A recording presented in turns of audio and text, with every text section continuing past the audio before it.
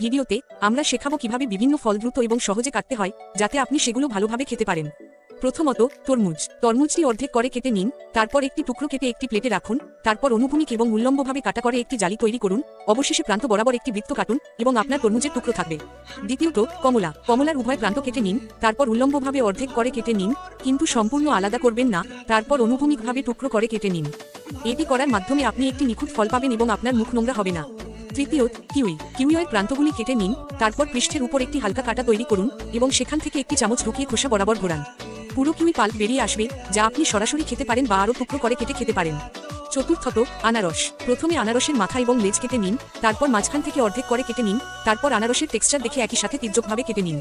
পুরো আনারসটি ঘোরান এবং আবার টেক্সচার বরাবর তির্যকভাবে কেটে নিন। আপনি একটি টুকরো তুলে সরাসরি খেতে পারেন। পঞ্চম, জাম্বুরার ডগা এবং লেজ কেটে ফেলুন, তারপর বাইরের খোসা সম্পূর্ণভাবে তুলে ফেলুন, তারপর মাঝখানে একটি অনুভূমিক কাটা তৈরি করুন এবং একটি ছোট চিরা তৈরি করুন। এখন আপনি সহজেই জাম্বুরা খুলতে পারেন এবং পর্দাটি সরিয়ে ফেলুন এবং একের পর এক সজ্জা অপসারণ করতে পারেন।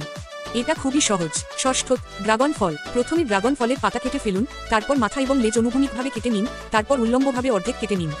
এখন একটি ছোট ছুরি দিয়ে উল্লম্ব এবং অনুভূমিক কাট তৈরি করুন, নিচের দিকে কাটতে ভুলবেন না, এবং প্রান্ত বরাবর একটি গোলাকার কাট তৈরি করুন, নিচের দিকেও কাট। এখন আপনি এটি সরাসরি খেতে পারেন।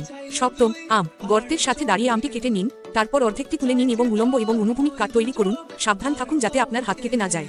এখন এটি খুলুন এবং আপনার কাছে টুকরো থাকবে, যা আপনি সরাসরি খেতে পারেন বা চামচ দিয়ে বের করতে পারেন। এটি পরিষ্কার এবং অপচয় ছাড়াই।